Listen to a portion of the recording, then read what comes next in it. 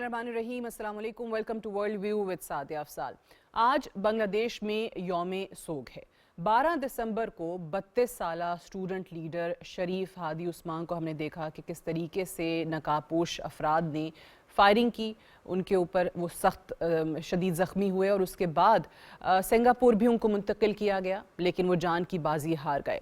अब इनके हवाले से हम हमेशा कल भी बात कर रहे थे और हमेशा इनका जिक्र बांग्लादेश की इस मूवमेंट में जिसने शेख हसीना को और उनके तमाम हवारियों को भारत भाग जाने पर मजबूर किया, वो तमाम की तमाम तहरीक में यूथ को, स्टूडेंट्स को मुतहरिक करने का सहरा जो है वो उस्मान हादी के सर जाता है। और इनकलाब मंचो एक ऐसा प्लेटफॉर्म जिस पे ये तमाम यूथ इकट्ठी हुई थी, उसके स्पोक्स पर्सन भी थे। फिर इन्होंने इसी साल फेब में अपनी एक जमात नेशनल सिटीजन्स पार्टी के नाम से रजिस्टर कराई थी। जैसे ही बांग्लादेश में हमने देखा कि इंतखाबात का ऐलान किया गया, फरवरी 2026 के अंदर इंतखाबात होने जा रहे हैं और इनके हवाले से यही खबरें थी कि ये ढाका से इलेक्शन कंटेस्ट करेंगे। अब इनकी तमाम की तमाम जो इलेक्शन कैंपेन बननी थी वो भारत के ख़िलाफ़ होनी थी। भारत ने किस तरीके से अपने पपेट हुकूमत के ज़रिए बांग्लादेश की आवाम का नुकसान किया है, इस पर वो पहले भी बात करते रहे हैं। और पहले भी इन्होंने इस चीज़ का कई बार जिक्र किया है कि उनको बहुत ज़्यादा धमकियाँ मिलती रही हैं शेख हसीना और उसकी जमात के लोगों से, जो कि इंडिया में इस वक्त बैठे हुए हैं। इंडिया ने उन्हें पनाह दी हुई है, लेकिन उसके बावजूद उनको और उन जैसे दीगर जो यंग लीडरान थे इस तहरीक में जिन्होंने बढ़ चढ़ के हिस्सा लिया था, उनके हवाले से मुख्तलिफ बार यही खबरें आती रहीं कि उनको धमकियां दी जाती रही हैं। अब ये 32 साल इनकी उम्र थी। आज हमने देखा कि पूरी बांग्लादेशी अवाम जो है वो सड़कों पर थी इनके लिए, और जो इन्होंने खिदमात सर अंजाम दी हैं उसको खराज अक़ीदत पेश किया जा रहा था। बांग्लादेश की पार्लियामेंट के सामने इनकी नमाज जनाजा जो है वो अदा की गई और ढाका यूनिवर्सिटी में इनको सपुर्द खाक किया गया है। कौमी शायर जो बांग्लादेश के हैं काजी नजरुल इस्लाम, उनके पहलू में सपुर्द खाक किया गया है। ये उसी सोच को लेकर आगे चल रहे थे जो कि इनके नेशनल पोएट की अफकार के मुताबिक थी। और आज हम देख रहे हैं कि भारत में उनकी जो एक ये सोच पाई जा रही है कि उनका जो कंट्रोल था, उनका जो राज था, वो बांग्लादेश पर अब ख़त्म हो गया है। और अब उनकी ज़ाहिर पूरी कोशिश है कि किसी ना किसी तरीके से वहाँ जो इंतखाबात होने जा रहे हैं उस पूरे प्रोसेस को कैसे डिरेल करें, वहाँ अब मज़ीद हालात कैसे डिस्टेबलाइज़ किए जाएं, वहाँ पे अमन और सुकून ना आ सके। और गम जो है वो इसी चीज़ का है कि हमारी जो हुकूमत थी, हमारी जो कठपुतली थी शेख हसीना, उसकी हुकूमत ख़त्म कर दी गई है और वो हमारे यहाँ आने पर मजबूर हुई है। ये जो तमाम तर चीज़ें हो रही हैं, इसमें यकीनी तौर पर जो भारत है या उनकी इंटेलिजेंस एजेंसीज़ हैं उनका हाथ है। और ये हम नहीं कह रहे हैं, ये खुद बांग्लादेश की आवाम और उनके अपने लोग जो हैं वो इस पे बार बार बात कर रहे हैं और साफ अल्फाज में बता रहे हैं कि कैसे ये वाले जो हमलावर थे जिन्होंने इन पे फायरिंग की थी वो भी भाग के वापस भारत ही गए हैं। इसी पे ज़रा बात करते हैं कि ये सूरत हाल किस जानिब जा रही है। भारत मज़ीद क्या ऐसे घिनौने इक़दामात कर सकता है, जैसे एक अभी हमने ये देखी है शहादत, और इंतखाबात को लेकर क्या वहाँ पर रद्द-ए-अमल आ सकता है, कैसे डिस्टेबलाइज़ करने की मज़ीद कोशिश की जा सकती है और इस चीज़ से बचा कैसे जा सकता है। To talk more about this we are joined by lieutenant general retired गुलाम मुस्तफ़ा साहब, who is a renowned security and defence analyst. बहुत बहुत शुक्रिया जनरल साहब फॉर जॉइनिंग अस। सबसे पहले तो फरमाइएगा कि आज ऑब्वियसली हमने देखा कि बहुत बड़ी तादाद में बांग्लादेश की आवाम जो है वो सड़कों पर थी और शरीफ उस्मान हादी के साथ उन्होंने किस तरीके से एक इजहार यकजहती किया और उनकी सोच, उनका नज़रिया, उनके अफकार के साथ वो खड़े हैं। भारत के हवाले से आज बांग्लादेश में नफ़रत पाई जाती है।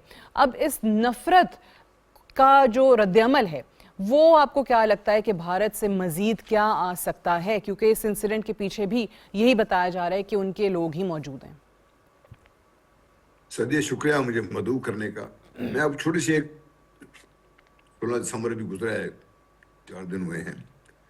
16 दिसंबर को भारत के जो काबिज फौजी थे बांग्लादेश में वो फतह का जश्न मना रहे थे, तो मुझे उन्होंने बाहर शर्मिंदा करने के बाहर ला के खड़ा कर दिया ताकि आप खड़े हो जाए यहाँ पर। मैं वहाँ पे लोकल जो जगह थे उसका कोऑर्डिनेटिंग ऑफिसर था।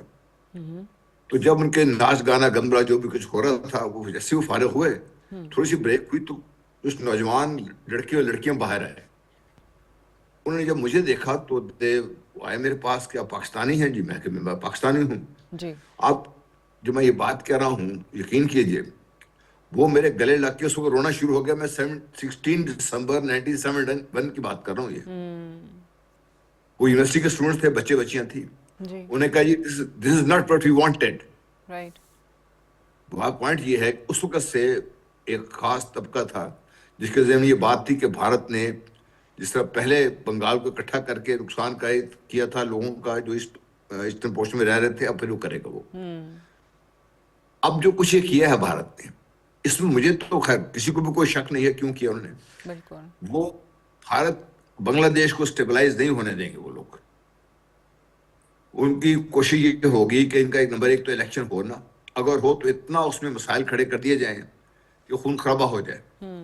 آپ نے دیکھا بنگلہ دیش کے جو عوام تھے کتنا ریئیکٹ کیا انہوں نے جب ان کو یہ شہادت کی خبر ملی ہے اس نوجوان کی. بالکل وہ فوراً جہاں پہ بھی کونسلیٹ تھے, ان کی ایمبیسیز تھی, پڑ گئے بھارت میں ان کو, انڈینز کو, اس کو. تو وہ تو بھارت تو یہ سمجھ رہا تھا کہ یہ خطے میں اب اس کا صرف پاکستان ہی ان کے راستے پتھر رہ گیا ہے. بالکل وہ بنگلہ دیش کو تو اپنی جیب میں رکھ کے کچھ بیٹھ رہے تھے وہاں پہ. ان کے لیے مسئلہ اب یہ بن گیا ہے کہ اب یہ 2 فرنٹ نہیں 3 فرنٹ کی طرف ان کو تیاری کرنے کی پڑ رہی ہے. بنگلہ دیش ایکٹیولی اگینسٹ انڈیا, ٹھیک اور چائنا آپ کو پتہ ہے, پاکستان کا آپ کو پتہ ہے.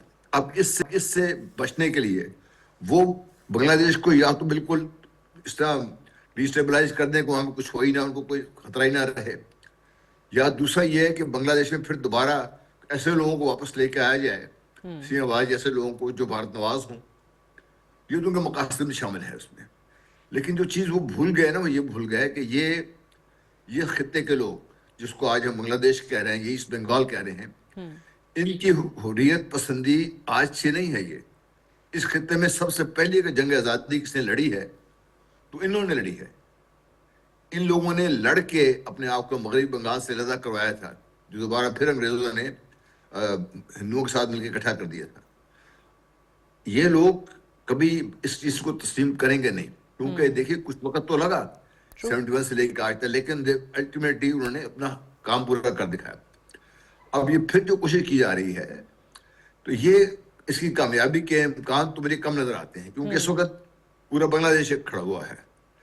پاکستان کے بھی اس کو ضرورت ہے کہ پاکستان بھی بنگلہ دیش کے ساتھ اپنا اظہار یکجہتی کرے.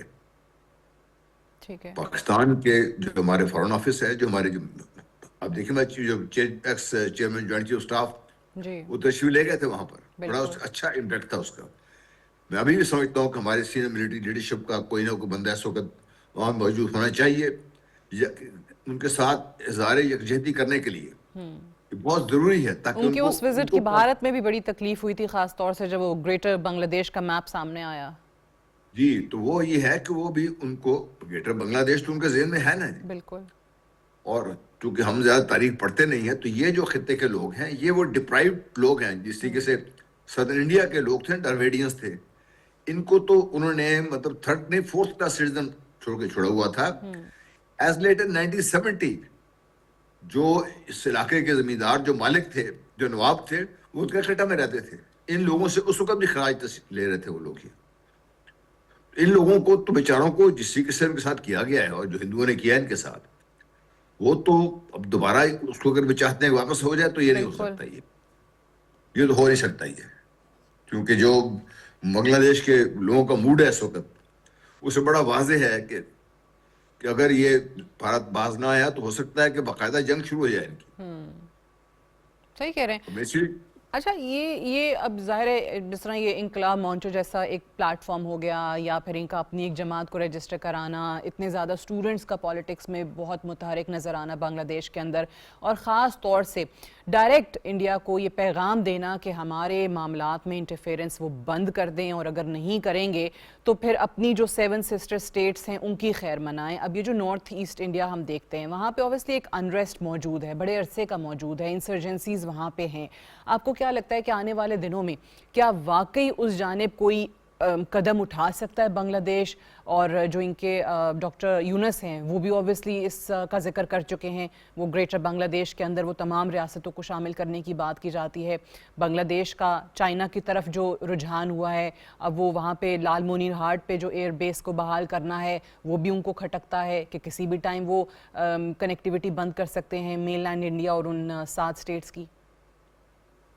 دیکھیے، یہ شاید آپ کے پروگرام میں بات کی نہیں کی، جب یہ بھارت نے پاکستان کے ساتھ مہم جوئی کی تھی تو ہمارے اپنے جو میرے ساتھ سرو کر رہے تھے بنگالی افسر تھے 71 میں، ان کا ایک باقاعدہ اپنے سینئر، مجھ سے وہ سینئر تھے، ان کا اپنے کورس میٹ کو یہاں پاکستان میں پیغام آیا تھا کہ اگر ضرورت پڑی تو will go and cut off this 7 sister states. جی یہ ان کے منصوبے میں شامل ہے۔ جب میں ایسے آپ کے پہلے سوال کو جواب میں یہ کہہ رہا تھا، اگر یہ باز نہ آیا تو جنگ چھڑ سکتی ہے، اور جنگ چھڑے گی اسی لیے چھڑے گی کہ ان 7 اسٹیٹ کو کاٹ دیا جائے اور بنگلہ دیش کا ڈائریکٹ لنک چائنا کے ساتھ ہو جائے۔ تو اس لیے بھارت کو اس چیز کا بھی خطرہ ہے کہ یہ ہو سکتا ہے اگر ان کو ہم نے چھوڑ دیا کچھ دیر کے لیے، ہو سکتا ہے، یہ تو کیا سرائی کی بات میں نہیں کر رہا، یہ it is on the cards کہ ہونا ہے، یہ آج نہیں کل نہیں پرسوں ہونا ہے یہ۔ اور بنگلہ دیش کا جو ڈائریکٹ لنک ہے چائنا کے ساتھ اکراس دس، یہ جو سلیگوری کوریڈور ہے، اور وہاں پہ جب چین نے بھی بہت بڑا ایک ڈیم بنانے کا منصوبہ بنایا ہوا ہے، تو اکٹھے ہو جائیں گے یہ لوگ سارے۔ چین کا ویسے بھی بنگلہ دیش میں موجودگی چین کی صرف لال مونیر ہاٹ کی حد تک نہیں ہے، وہ وہاں پر ایک بہت بڑا انرجی پارک بھی بنا کے دے رہے ہیں بنگلہ دیش کو۔ بالکل، کیونکہ اگر آپ غور کیجئے تو جب لنک ہو جائے تو پھر بنگلہ جو چین کو گھراؤ کرنے کی کوشش کی جا رہی ہے انٹرنیشنل لیول پر، تو بنگلہ چین کے لیے یہ ایک اندر آؤٹ لیٹ بن جاتی ہے خلیج بنگال میں آ کر۔ اچھا، فوری طور پہ جس دن یہ سلیگوری کوریڈور کا ذکر ہوا تھا اور یہ چائنا کی طرف سے وہاں پر وہ ایئر بیس بحال کرنے کی بات ہوئی تھی، تو آپ نے دیکھا ہوگا کہ فوراً ہی اوور نائٹ ہی انہوں نے انڈیا کی طرف سے پیغام آیا کہ ہم نے پتہ نہیں کتنی سینکڑوں کے حساب سے وہاں پہ چھاونیاں بنا لی ہیں نا، یو آر اے ملٹری مین۔ کیا اوور نائٹ اتنی بڑی تعداد میں چھاونیاں بنانا پاسبل ہے، یا اٹ واز جسٹ کہ بس ڈرانے کے لیے، سامنے والے کو پیغام دینے کے لیے ایک بلف تھا؟ ایکچولی وہ اپنا خوف دور کر رہے ہیں بھارت، اور تو nobody is fooled by this kind of stupid statement. Frankly, I'm sorry for these words national T V پہ، لیکن کون بیوقوف کس کو بنا رہے ہیں یہ لوگ؟ بنگلہ دیش کو، بنگلہ دیش کے جو خود لوگ ان کو جن کو آسام میں جن کو لے گئے تھے یہ P-70، ان کو انہوں نے شہریت تو منسوخ کر دی ہوئی ہے ان کی۔ اب وہ لوگ بھی تو ان کے ساتھ مطلب ان کے ساتھ سمپیتھیٹک نہیں رہے نا، وہ بھی تو اپنے want to come back to their home land Bangladesh. بالکل، وہاں پہ شونی بنانا ہے اس علاقے میں، ایول تو شونیاں وہاں پہ ایک دو جو ہیں وہی ہیں بس، اس سے زیادہ ہے ہو نہیں سکتا، اس پاسبل نہیں ہے۔ وہ اپنے آپ کو صرف اپنے آپ کو ڈرانے سے ڈر رہے ہیں، بنگلہ دیش نہیں، اس وقت انڈیا ڈرا ہوا ہے۔ بالکل ٹرو۔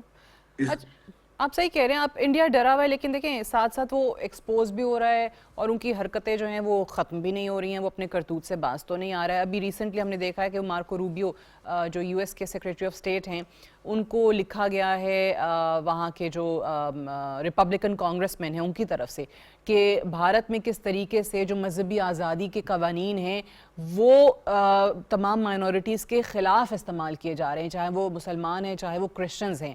اب آپ کو کیا لگتا ہے کہ اس طرح کے خطوط سامنے آ رہے ہیں، یہ والا چہرہ نظر آ رہا ہے، اب ان کی سٹیٹس میں آلریڈی ہم انسرجنسیز کافی جس کا ہم ذکر کر رہے ہیں وہ موجود ہیں، نفرت ابھرتی چلی جا رہی ہے مائنورٹیز کے دلوں کے اندر جو سٹیٹ پالیسیز ہیں، کیا پاسبل ہے بھارت کے اندر سے کیسی آوازیں آ سکتی ہیں؟ کیونکہ اس وقت تو سب آوازیں دبائی جا رہی ہیں، چاہے وہ ان کا میڈیا ہے، سوشل میڈیا ہے، ان کے خلاف کوئی بات نہیں کر سکتا ہے۔ دیکھیے بھارت کے اندر جو لاوا پکا ہوا ہے نا، یہ کسی کو نہیں پھٹ سکتا ہے۔ یہ صرف یہ مائنورٹیز کا مسئلہ نہیں ہے، مسئلہ نارتھ اور ساؤتھ کا بہت بڑا مسئلہ ہے۔ جی، نارتھ میں یہ جو اپنا ایرینز اور یہ برہمن بن کے بیٹھے ہوئے ہیں، ساؤتھ میں جو ان کو ڈراویڈینز کہہ رہے ہیں، ان کو they consider them second rate citizens, اور وہ ساؤتھ میں آپ کو پتہ ہے اسلام اس وقت پہنچ گیا تھا نبی پاک کی حیات طیبہ کے دوران ہی، تو وہ بھی ان سے الگ ہونے کو تیار بیٹھے ہوئے ہیں، تو ان کا بھی ان کا کوئی کل آپس میں ملتی نہیں ہے۔ اچھا، ایک اور چیز جو بڑی مطلب میرے خیال سننے والوں کے دیکھنے والوں کی حیران کن ہوگی کہ بھارت میں اس not a Hindu majority state. Bharat میں جو ریل ہندوز ہیں یا ان کے ڈسینڈنٹس ہیں، they're not more than 20-25%. باقی جتنے بھی لوگ ہیں ان کو زبردستی ہندوؤں کا لبادہ پہنا کے اس میں شامل کیا گیا ہے تاکہ ہندو میجورٹی اسٹیٹ دکھائی جا سکے. اگر آج بھی سینسس کرائیں گے 2024 میں سینسس ہوا تھا ان کا, اس کے رزلٹ ہی نہیں انہوں نے پبلش کیے. اسی وجہ سے پبلش نہیں کیے کہ یہ جو ہسٹوریکل ڈسٹورشن ہے, جو اتنا بڑا جھوٹ ہے, یہ سب دنیا کے سامنے آ جائے گا. یہ But they are trying to make it a Hindu majority state now. جی they are trying to make a Hindu majority state. اس لیے آپ دیکھیے کہ اندر سے بہت زیادہ آوازیں اٹھ رہی ہیں. مسلمان اپنی جگہ پر, کرسچن اپنی جگہ پر, جو سیون سسٹر اسٹیٹس کا آپ نے دیکھ لیا حال. ابھی آپ نے ریسنٹلی وہ دیکھا ہوگا, وہ ایک وہ کلپ بھی سامنے آیا جو ان کے بہار کے نئے چیف منسٹر نتیش کمار دوبارہ وزیر اعلیٰ وہ بنے, اور انہوں نے ایک مسلمان لڑکی کا حجاب جو ہے نقاب وہ کھینچا ہے. اور مجھے تو حیرت, بلکہ حیرت بھی نہیں ہونی چاہیے, بیکاز آئی تھنک یہ تو ان کا ایک روش ہی بن گئی ہے کہ ان کی سپورٹ میں لوگ آئے ہیں, ان کے دیگر وزراء جو ہیں وہ سپورٹ کر رہے تھے ان کے اس ایکٹ کو. دیکھیں یہ تو مسئلہ ہے نا ان کی, جو اتنی نیرو مائنڈڈ ہندو کا مسئلہ کیا ہے, جو ریل ہندوز ہیں, برہمن کا مسئلہ کیا ہے, وہ اپنے علاوہ کسی اور کو انسان سمجھتے نہیں ہیں. ان کی جو سوچ ہے بہت ہی, having dealt with them, Sadia I'm giving you personal example سے بتا رہا ہوں آپ سے, پرسنل ایکسپیرینس آپ کو بتا رہا ہوں. ان کی سوچ اتنی لمیٹڈ ہے, اتنی نیرو ہے, اور یہ دنیا میں کسی اور کو برداشت کرنے کی تیاری نہیں ہے. ان کا خیال ہے کہ برہمن, کیونکہ یہ خود انہوں نے اپنے من گھڑت ایک بنایا ہوا ہے سارا, ہی از دا گاڈ, دیٹس اٹ. اس کے علاوہ کسی کو انسان کا ہونے کا حق ہی نہیں ہے. جو اپنے ملک میں اپنے لوگوں کو یہ ٹریٹ کر رہے ہیں, تو how would they treat the minorities? کیوں منہ مذاق مسلمانوں کے ساتھ جو کچھ ہو رہا ہے وہاں پر, کرسچن کے ساتھ جو کچھ ہو رہا ہے وہاں, بدھسٹ کے ساتھ جو کچھ ہو رہا ہے وہاں پہ, جینز کے ساتھ, آپ دیکھ لیجیے کوئی ایک سیگمنٹ آف سوسائٹی جو بھارت میں خوش ہو, ادر دین یہ جو برہمنز جو لگے ہوئے. ابھی دیر آلسو وہ ڈرے ہوئے ہیں, اس لیے ڈرے ہوئے ہیں کہ انہوں نے اتنا بڑا جال بنا تھا پچھلے 100 سال سے, ایک ہندوتوا کا ایک جال بنا تھا, وہ جال آہستہ آہستہ, اور وہ جو ایک البادہ تھا وہ تار ہو گیا. ابھی نظر آ گیا دنیا ساری کو. اگر مارک روبیو کو لوگوں نے لکھا ہے, تو مارک روبیو اور جو امیرکنز ہیں, پہلے تو امریکن کو اتنا پتہ نہیں تھا نا, دے آل کیریڈ اوے کہ بھائی سیکولر اسٹیٹ ہے, اتنی بڑی ڈیموکریسی ہے, multi culture. It is not a multi culture society. But what can the US do؟ سوال یہ ہے نا کہ اب جس طرح یہ اب چیز سامنے آئی ہے کہ جی 1928 سے بھارت کی 12 ریاستوں میں یہ مذہبی آزادی کے نام پہ قوانین وہاں پہ رائج ہیں, اور وہاں ہو کیا رہا ہے, ان کا غلط استعمال ہو رہا ہے. کسی بھی مسلمان پہ الزام لگا دو کہ جناب اس نے ہندو کو جو ہے وہ مسلمان کنورٹ کرنے کے لیے زبردستی کی ہے اور اس پہ تشدد کیا ہے, تو آپ ان مسلمانوں کو یا کرسچنز کو فار دیٹ میٹر کوئی بھی سزا دے دیں. دیکھیے امریکہ بہت کچھ کر سکتا ہے, لیکن امریکہ کرے گا نہیں. اگر امریکہ آج بھارت سے پیچھے ہٹ جائے, ہاتھ اٹھا لے اپنا, اب دیکھیے گا کہ it will not take long, ہماری زندگی میں شاید نہ ہو, لیکن یہ it's not a matter of کہ بھائی اگر صدیوں کی بات نہیں ہے, it's a matter of years before Bharat actually disintegrates. It is ready to explode, اور that is again going to be danger, کیونکہ جب یہ پھٹے گا, یہ بام جو بنا ہوا ہے سارا, یہ اس کے اثرات ساری دنیا پہ ہوں گے. لیکن اس شرط سے بھی ہے کہ بھارت سے جو امریکہ اور ویسٹرن پاورز ہیں وہ ایک دفعہ پیچھے ہٹ جائیں ایک دفعہ. تو اب دیکھیے ود ان 6 months آپ دیکھیے اس کے اندر جو خون خرابہ بھارت کے اندر شروع ہوگا, if they not be able to control it. وہ تو ابھی افغانستان سے پیچھے نہیں ہٹ رہا. آئی تھنک ہم نے پہلے بھی اس پہ ایک دفعہ بات کی تھی کہ وہ ویکلی ابھی بھی $40 million جو ہیں وہ افغانستان کو دے رہے ہیں, despite calling them terrorist, despite calling Afghanistan a hell hole on earth, they're still giving them money. Of course, اس لیے میں کہہ رہا ہوں کہ میں جو بار بار یہ بات کرتا ہوں, کئی دفعہ مجھے خود غصہ آ جاتا ہے کہ یار میں کیوں بار بار یہ کہہ رہا ہوں, دنیا تو ماننے کو تیار نہیں ہے کہ امریکہ از دی مین کلپریٹ ان دس ریجن. ٹھیک ہے, آج امریکہ پیچھے ہٹ جائے ان سے, بھارت کا جو اثر رسوخ ہے افغانستان میں کمانا شروع ہو جائے گا. آج امریکہ پیچھے ہٹ جائے گا, بھارت کے اندر توڑ پھوڑ شروع ہو جائے گی. تو اس میں تو it suits America to keep this region on the boil, particularly Afghanistan and Pakistan. ٹھیک ہے. چلیں نہیں آپ خود پہ غصہ نہ کریں, آپ کہتے رہیں جو آپ کہہ رہے ہیں, ہوپ فلی جو ہم بات کر رہے ہیں وہ کہیں نہ کہیں تو چلے آپ کو نظر آ رہا ہے کہ جی وہ کہہ کچھ رہے ہیں کر کچھ رہے ہیں اور ان کو اس وقت یہ سوٹ کرتا ہے کہ یہاں پہ امن نہ ہو. جناب غلام مصطفیٰ صاحب, thank you very much for joining us on world view. Well take a short break here, stay tuned.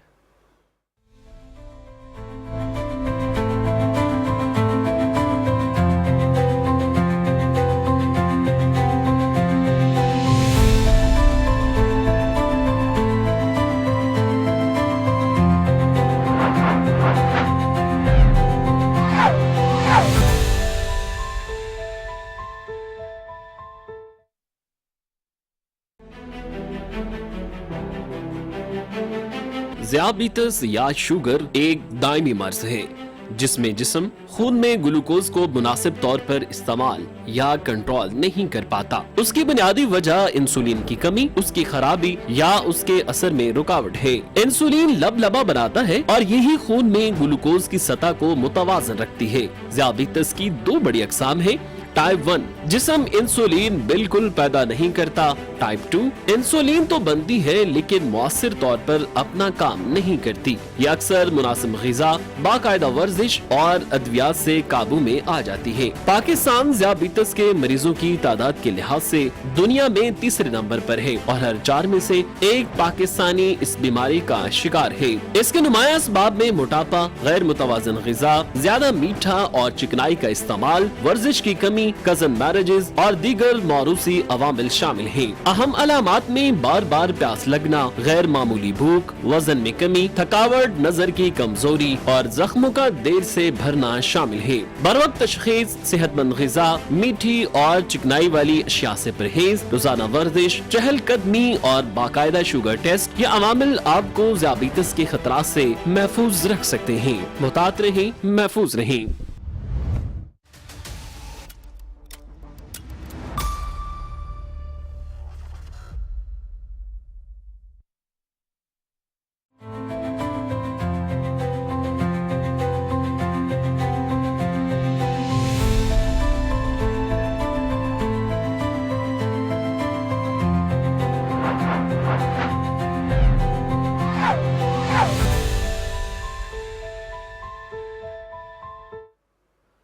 Welcome back to World View with Sadia Afzal.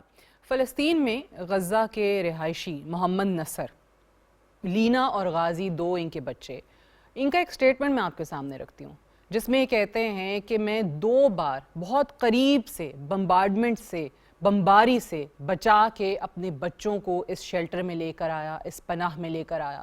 ایک ایسی بلڈنگ تھی, ایک ایسی عمارت تھی جو کافی مخدوش حالت میں تھی. ظاہر ہے وہاں پر آپ کو ہر جگہ پہ انفراسٹرکچر کی یہی حالت نظر آتی ہے جو کہ اسرائیلی بمباری سے تباہ حال ہے اس وقت. اور اب کیا ہوا کہ وہاں پر تیز بارشیں ہو رہی ہیں, سیلاب آیا ہے, طوفان ہے, اور اس طوفان کے باعث وہ بلڈنگ گری ہے جس میں ان کے دونوں بچے شہید ہو گئے ہیں. تو یہ وہ باپ ہے جو سوال اٹھا رہا ہے کہ میں بمباری سے تو کسی نہ کسی طریقے سے اپنے بچوں کو بچا کے لے آیا, لیکن یہ میں کیسے برداشت کروں کہ ایک مخدوش عمارت کے گر جانے سے میرے بچوں کی شہادت ہو گئی. اور یہ ایک باپ کی کہانی نہیں ہے, وہاں پہ آپ کو ہر جگہ پر ایسی ہی کہانیاں سننے کو ملتی ہیں, یہی داستانیں ہیں.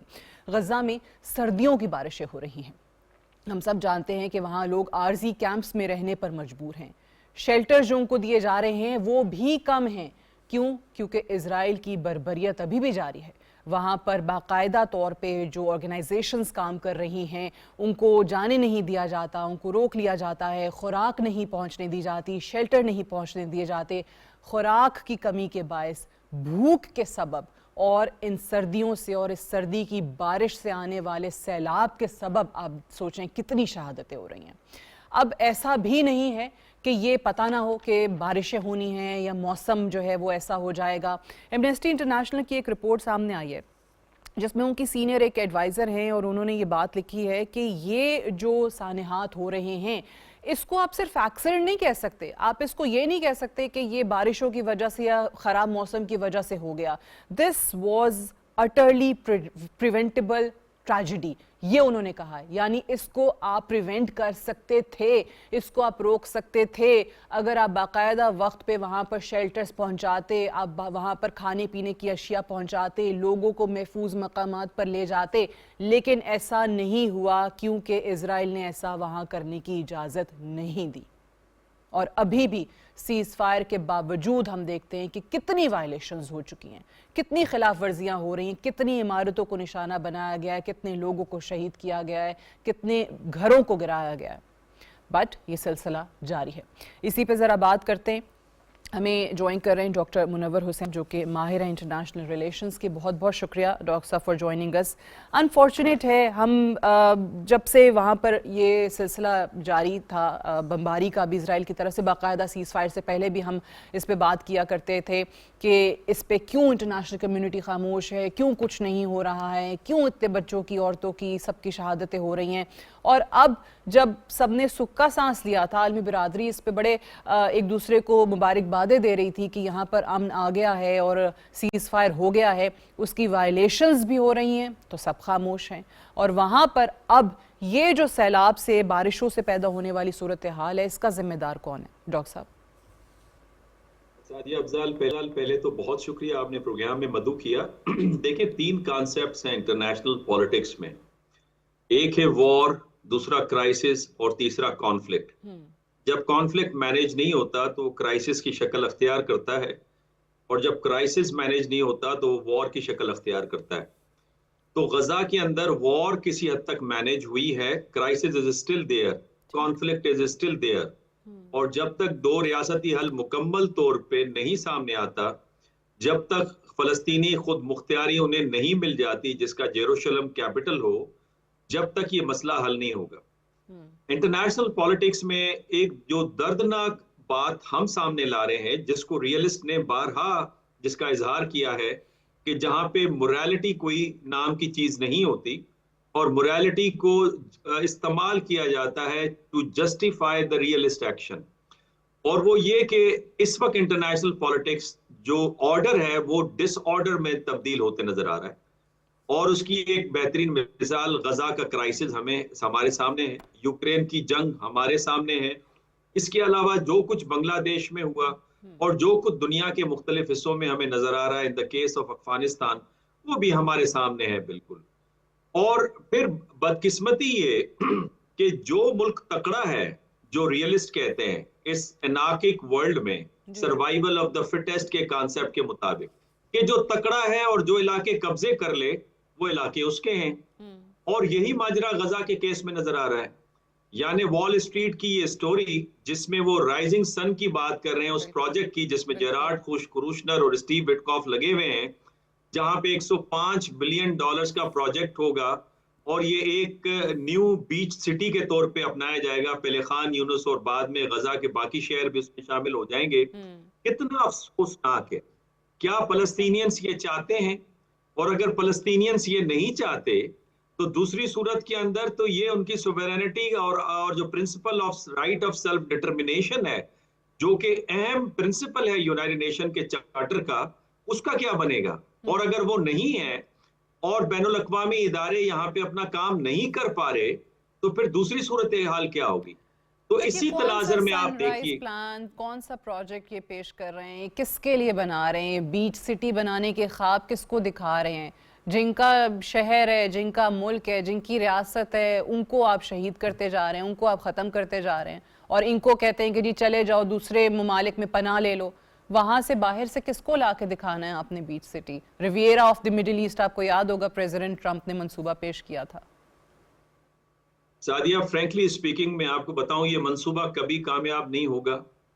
وہاں کے لوگوں کے بغیر آپ موو نہیں کر سکتے. اگر 1 لاکھ سے زیادہ کی قربانی وہ دے چکے ہیں اور 95% اپنے گھر گوا چکے ہیں, اور اس وقت 70% سے زیادہ اقوام متحدہ کے ڈیٹا کے مطابق اس وقت بے گھر لوگ وہاں پہ موجود ہیں, تو جب وہ اس کے باوجود, ان سختیوں کے باوجود بھی پیچھے نہیں ہٹے تو وہ اس منصوبے کو کیوں کر کامیاب ہونے دیں گے؟ پہلی بات. دوسری بات یہ کہ صرف مغرب اور اسرائیل اس میں اسٹیک ہولڈرز نہیں ہیں, اس میں مسلم کنٹریز بھی ہیں, عرب کنٹریز بھی ہیں, نان اسٹیٹ ایکٹرز بھی ہیں. اور خیال یہ کیا جا رہا ہے کہ نان اسٹیٹ ایکٹرز بڑے ویک ہو گئے. یہ وہ ویک ہی ایکٹر تھے جب انہوں نے 2006 میں اسرائیل کو شکست دی تھی.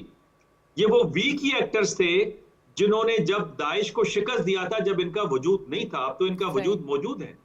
اور پھر یہ اپنی جو pro American and pro Western regime سے مڈل ایسٹ کے اندر ان کو خطرات میں ڈال رہے ہیں. شہزادہ محمد بن سلمان نے کئی بار اس کا اظہار کیا ہے کہ جب تک فلسطین کا مسئلہ حل نہیں ہوگا, اور پاکستان کا موقف بھی یہ ہے, جب تک کسی بھی مسئلے پر معاملات آگے نہیں بڑھیں گے, چاہے وہ ابراہیم اکارڈ کا معاملہ ہی کیوں نہ ہو. تو میں سمجھتا ہوں کہ اس کا مطلب یہ کہ جو عرب ورلڈ کے جو عوام ہے اس کی وہ رائے کا اظہار کر رہے تھے, اور اگر وہ رائے ایک جگہ کھڑی ہو جائے, جو ہم نے بنگلہ دیش میں دیکھا, جو ہم نے سری لنکا میں دیکھا, جو اس وقت ویسٹرن یوتھ میں دیکھا, اور آپ کو یاد ہوگا کہ آکسفورڈ یونین نے تو ایک موشن پاس کی بڑی معذرت میجورٹی کے ساتھ کہ غزہ اور جو مسئلہ ہے مڈل ایسٹ میں, اس میں ایران سورس آف انسٹیبلٹی نہیں ہے, اسرائیل از اے سورس آف انسٹیبلٹی. بالکل. اور وہ یہ سمجھتے ہیں کہ اسرائیل کو ختم کر کے یہ فلسطینیوں کے حوالے کرتے ہیں. تو کہنے کا مقصد یہ کہ جب morality, international law, international regimes کے پرسپیکٹو سے اسرائیل اپنی تاریخ کے نچلے ترین سطح کے اوپر اس وقت کھڑا ہے شہرت میں, اس وقت یہ اسرائیل کے پروجیکٹ کو لے کے آگے بڑھے, میرا خیال ہے اس سے زیادہ نقصان لبرل ورلڈ آرڈر کو اور امریکن امیج کو نہیں پہنچے گا. کہہ رہے ہیں آپ نے جو ابھی مسلمان ممالک کا بھی ذکر کیا, اب ہم دیکھ رہے ہیں قطر, مصر اور ترکی, یہ 3 ملک ایسے ہیں جو ابھی مذاکرات کے لیے, اور آگے یہ پیس پلان کہاں لے کر جانا ہے اس کے لیے یو ایس پہنچے بھی ہیں. میامی میں غالباً ان کی ملاقاتیں بھی ہوں گی, وہاں پہ مارکو روبیو سے بھی. سو اس میں بھی جو بات کی جا رہی ہے کہ جی حماس کو ہم نے غیر مسلح کرنے پہ بات کرنی ہے. سب سے پہلا نقطہ ہی یہ رکھ دیا گیا ہے کہ جی حماس کو اگر آپ غیر مسلح نہیں کریں گے تو اسرائیل کے لیے فیوچر میں خطرہ رہے گا. اسرائیلی فوج کے مکمل انخلا کی جو لوگ مطالبہ کرتے ہیں وہ بھی تبھی نظر آئے گا جب حماس سے آپ ویپنز لے لیں گے. اب یہ مجھے بتائیے کہ یہ تمام کے تمام چیزوں میں ایک جو اگریسر ملک ہے وہ اسرائیل ہے, جو ضد کر رہا ہے اس وقت یا ضد پہ اڑا ہوا ہے وہ اسرائیل ہے. سو یہ جتنے بھی پلانز بنا لیں, آپ نے جیسے کہا, بالکل درست کہا, I completely agree with you کہ فلسطینیوں کی مرضی کے بغیر, ان کی منشا کے بغیر وہاں پہ آپ کچھ کر نہیں سکتے ہیں. وہ اپنی شہادتیں لاکھوں کے حساب سے دے چکے ہیں, انہوں نے ثابت کیا ہے. سو یہ تمام پیس کے خواب دیکھنا یا دکھانا لوگوں کو جس بھی ملک کی طرف سے ہو رہا ہو, یہ کیسے پاسبل ہے جب وہ ضدی ملک جو ہے وہ اپنی ضد پہ ابھی بھی اڑا ہوا ہے, وہ کسی چیز پہ ماننے کو تیار نہیں ہے, تو آپ کیسے کریں گے؟ آپ نے سعدیہ بالکل بجا فرمایا.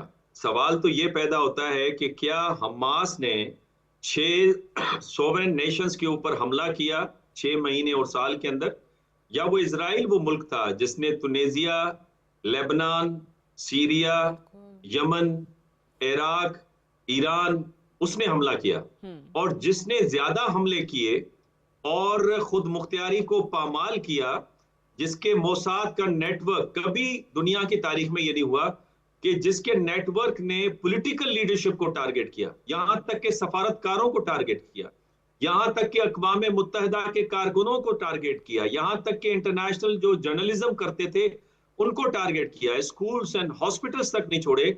اس سے ریجن کو خطرہ ہے یا پھر حماس سے خطرہ ہے؟ پہلی بات, حماس تو افیکٹ ہے, اصل کاز تو اسرائیل ہے.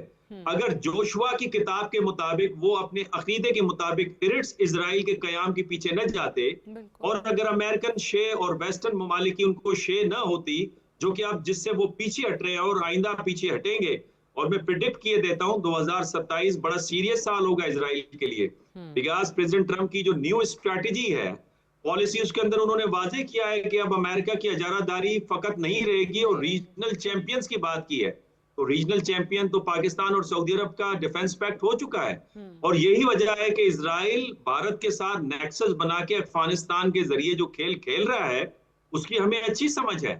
تو کہنے کا مقصد یہ ہے کہ وہ تو اپنے انجام تک جا رہے ہیں, لیکن یہ جو کچھ ہو رہا ہے یہ فقط اسرائیل کو نہیں لے ڈوبے گا, بلکہ جو موجودہ نظام ہے جو کہ ویسٹ کی اجارہ داری کا سبب ہے, جس نے کم از کم ایک کامیابی حاصل کی ہے, جس نے کم از کم ایک ڈیولپمنٹ کا ماڈل دیا ہے, جہاں پہ کم از کم کوئی آئیڈیل سامنے آئے ہیں انسانیت کے حوالے سے, ہیومن رائٹس کے حوالے سے, ہیومینیٹیرین لاز کے حوالے سے, رائٹ آف سیلف ڈٹرمنیشن کے حوالے سے, ڈیموکریسی کے حوالے سے, فری مارکیٹ اکانومی کے حوالے سے, وہ سب ڈوبیں گے اور اس کے آثار نظر آ رہے ہیں.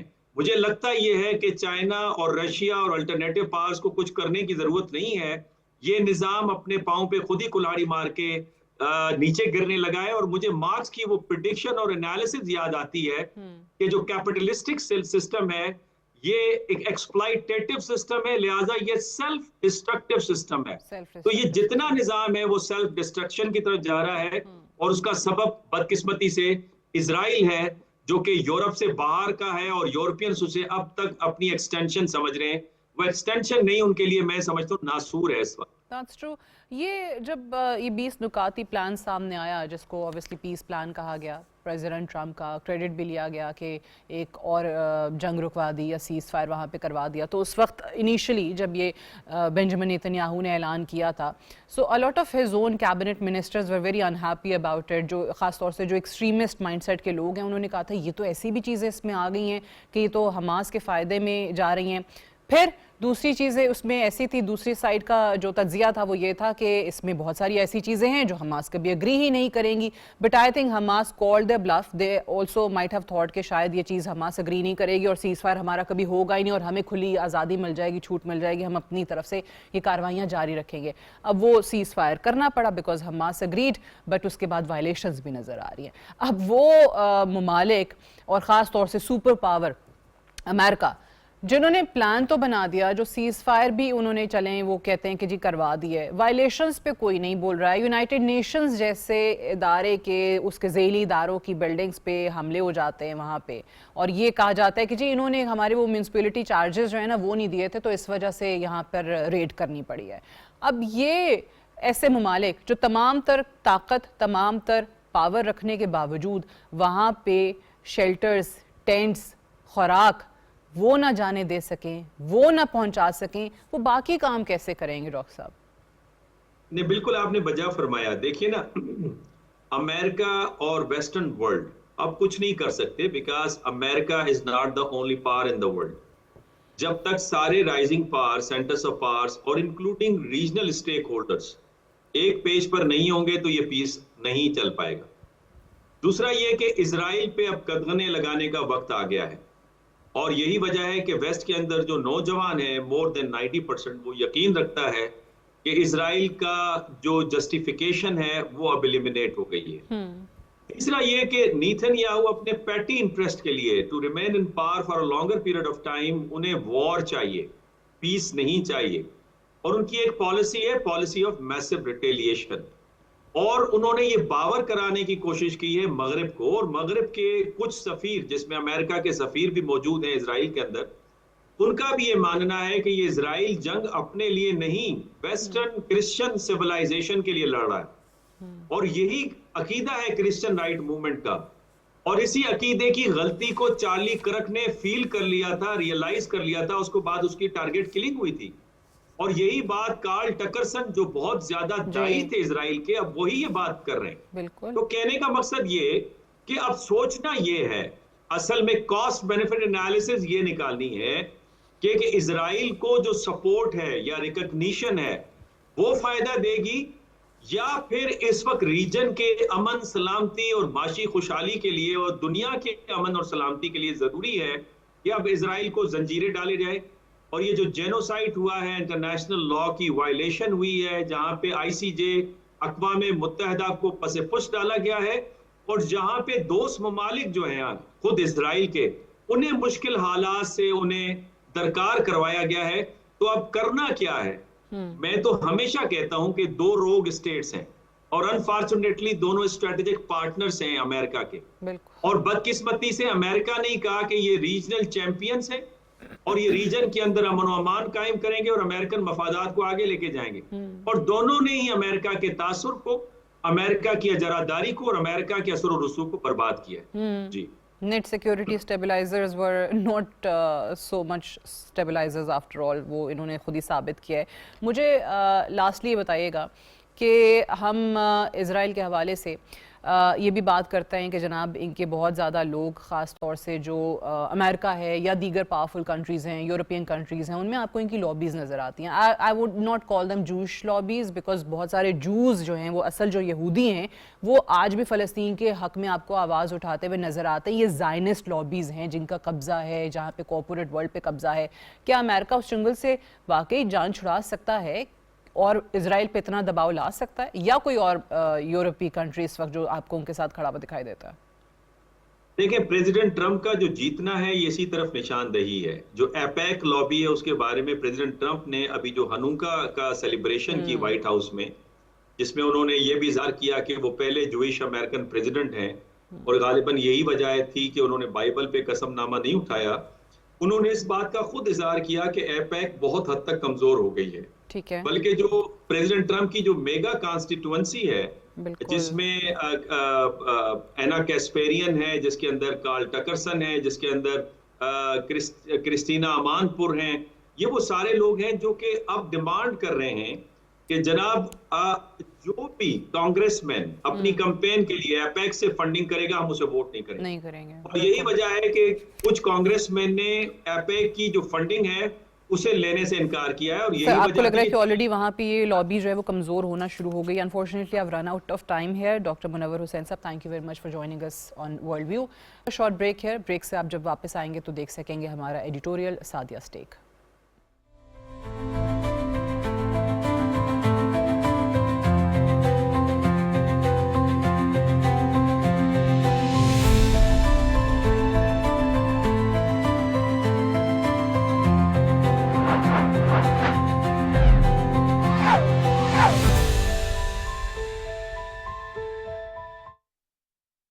منشیات ام الخبائث، ایک ایسی لعنت جو خاموشی سے ہمارے معاشرے کی جڑوں کو کھوکھلا کر رہی ہے. بدقسمتی سے اب یہ لعنت تعلیمی اداروں میں بھی عام ہو رہی ہے. یہ صرف ایک عادت نہیں بلکہ چوری، قتل، جنسی بے راہ روی اور انسانی اسمگلنگ جیسے جرائم کی ماں ہے. نوجوانوں سے اپیل ہے کہ اپنی زندگی اور مستقبل منشیات کی نظر نہ کریں. حکومت پاکستان کی جانب سے منشیات کے خاتمے کے لیے ملک بھر میں مہم کا آغاز کیا جا چکا ہے. منشیات کی روک تھام و بچاؤ کے لیے آگاہی کے ساتھ ساتھ سزائیں بھی شامل ہیں. والدین اور اساتذہ اپنے بچوں کی نگرانی کریں اور ان کے مسائل پر بر وقت رہنمائی فراہم کریں. یاد رکھیں، منشیات ایک خاموش قاتل ہے. اس کو روکنا ہم سب کی اجتماعی ذمہ داری ہے. نشے سے پاک نوجوان، تندرست و خوشحال پاکستان.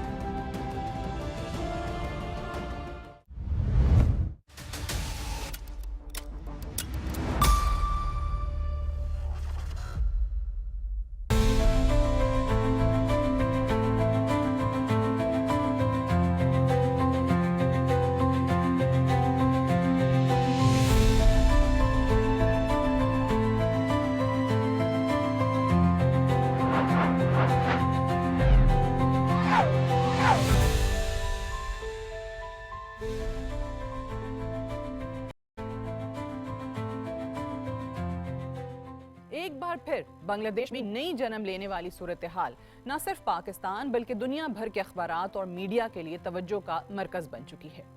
گزشتہ برس کی طرح ایک بار پھر بنگلہ دیشی عوام اور خاص طور پر یوتھ سڑکوں پر ہے. وجہ پہلے سے کچھ مختلف نہیں ہے. پہلی بار بنگلہ دیشی یوتھ انڈین سپورٹڈ سابق وزیر اعظم شیخ حسینہ کے ظلم و جبر کی وجہ سے نکلی تھی، اور اس بار گزشتہ برس ہونے والے احتجاج میں شیخ حسینہ اور بھارت کے خلاف سب سے وزنی آواز 32 سالہ اسٹوڈنٹ لیڈر شریف عثمان ہادی کے قتل کے بعد نکلی ہے. گزشتہ جمعے کے روز ڈھاکہ میں انتخابی مہم کے آغاز کے دوران چند نقاب پوش حملہ آوروں نے ہادی کے سر پر گولی ماری تھی، جس کے بعد ہنگامی بنیادوں پر ہادی کو پہلے لوکل ہسپتال پھر سنگاپور شفٹ کیا گیا، لیکن جان نہ بچائی جا سکی. میڈیا رپورٹس کے مطابق ہادی کو گولی مارنے والے بنگلہ دیش سے بھارت فرار ہو چکے ہیں. ہادی پر حملہ ایک ایسے وقت میں ہوا جب بنگلہ دیش الیکشن کمیشن کو انتخابات کا اعلان کیے صرف ایک دن گزرا تھا، اور توقع की जा रही थी कि हादी ढाका से इंतखाबी मैदान में उतरेगा और इंतखाबी मैदान में हादी इंडिया मुखालिफ नारे के साथ उतरने का इरादा रखता था। लेकिन हादी की मौत के बाद एक बार फिर बांग्लादेशी सियासत में इंडिया का मनफी किरदार हमें दिखाई देने लगा है। आज भी दिल्ली में बैठी हुई मोदी सरकार इस गम में डूबी है कि कब और कैसे वो दिन वापस आ सकते हैं जिसमें हमारा राज चले, जो हम कहें वो फैसला हो। ख्वाहिश है कि फिर से शेख हसीना जैसी कोई कठपुतली वहां बिठाई जा सके। हाँ, दिल्ली बांग्लादेश में 12 फरवरी को होने वाले इंतखाबात को जरूर मुतासिर कर सकता है, लेकिन बांग्लादेश में जन्म लेने वाले जज्बात और गुस्से से किसी भी सूरत बच नहीं सकता। आज मोदी और मोदी की इंटेलिजेंस एजेंसीज को ढाका में होने वाली बदअमनी का जिम्मेदार तस्वुर किया जा रहा है। शरीफ उस्मान हादी की सियासी जमात नेशनल सिटीजन्स पार्टी और उसकी टॉप लीडरशिप खुलकर दिल्ली को बांग्लादेश में फैलने वाली बदअमनी का कसूरवार ठहरा रही है। गुज़श्ता हफ्ते पार्टी रहनुमा हसनात अब्दुल्ला, जो नई स्टूडेंट पार्टी के ओहदेदार हैं, एक खिताब के दौरान वाज़े अल्फाज में ललकारते हुए कह चुके हैं कि अगर भारत ने बांग्लादेश में बदअमनी फैलाने वालों को पनाह देने का सिलसिला बंद ना किया तो बांग्लादेश भी भारत की 7 सिस्टर स्टेट्स में हुकूमत मुखालिफ तहरीक के कायदीन की सपोर्ट का आगाज कर देगा। अगर बांग्लादेश में बदअमनी फैलाई गई तो बदअमनी की आग बांग्लादेश तक रुकने वाली नहीं है। बांग्लादेश की नई जमात, जिसे तुलबा की जमात भी कहा जा रहा है, उसकी लीडरशिप की तरफ से वाज़े पैगाम है कि हम जानते हैं कि भारत हमें कमजोर करना चाहता है, भारत हमारी पार्टी को तोड़ना चाहता है, लेकिन हम ऐसा नहीं होने देंगे। हसनात अब्दुल्लाह के बयान के बाद दिल्ली से फौरी रद्द-ए-अमल भी देखने में आया। 17 दिसंबर को इंडियन दफ्तर खारजा ने बांग्लादेशी सफीर को तलब करते हुए एहतजाज रिकॉर्ड करवाया और अपने सिक्योरिटी खदशात का इजहार भी किया, लेकिन हकीकत इससे यकसर मुख्तलिफ है। सब के सब सिक्योरिटी खदशात दिल्ली के पैदा किए हुए ही हैं। दिल्ली गुज़श्ता कई माह से बांग्लादेश को अपने हाथ से निकलता हुआ देख रहा है, और ये कहना कि दिल्ली और उसकी इंटेलिजेंस एजेंसीज किसी भी किस्म की कार्रवाई नहीं करेंगी और ढाका में सियासी तब्दीलियां होने देंगी, ये किसी सूरत मुमकिन नहीं। इंडिया की दहाइयों की मेहनत, दहाइयों की शेख हसीना और उसके खानदान में सरमायाकारी आज हवा हो चुकी है। आज की नौजवान नस्ल जो शरीफ उस्मान हादी या हसनात अब्दुल्लाह की शक्ल में उभर रही है, वो रिवायती इंडियन तग नजरी से तंग आ चुकी है। वो किसी भी सूरत ये नहीं चाहती कि शेख हसीना जैसा कोई लीडर ढाका में बैठकर दिल्ली की पॉलिसी को चलाए। आज की नौजवान नस्ल तब्दीली चाहती है जिससे बांग्लादेश की फलाह मुमकिन हो सके। रही बात मौजूदा सूरत हाल की, तो हादी का खून रायगा नहीं जाएगा। हादी की शहादत ने ये दलील मजीद पुख्ता कर दी है कि दिल्ली कभी भी बांग्लादेश में अवामी रायामा से बनी हुकूमत का ख्वाहिशमंद नहीं हो सकता। इसीलिए दिल्ली की साजिशी कार्रवाइयां जारी रहेंगी, लेकिन अब की बार माहौल तब्दील हो चुका है। ढाका मुकम्मल तौर पर दिल्ली के कंट्रोल से निकल चुका है और एक नए इत्तेहाद की बात की जा रही है, जिसमें बांग्लादेश के साथ चीन और पाकिस्तान अहम किरदार अदा करने जा रहे हैं, जो किसी भी सूरत दिल्ली के लिए काबिल कबूल नहीं है। लेकिन अब की बार दिल्ली कुछ कर नहीं पाएगा। हालात 1971 से बहुत मुख्तलिफ हैं और भारत को अब नफरत की निगाह से देखा जाता है। That's all for tonight. Good night and Allah Hafiz.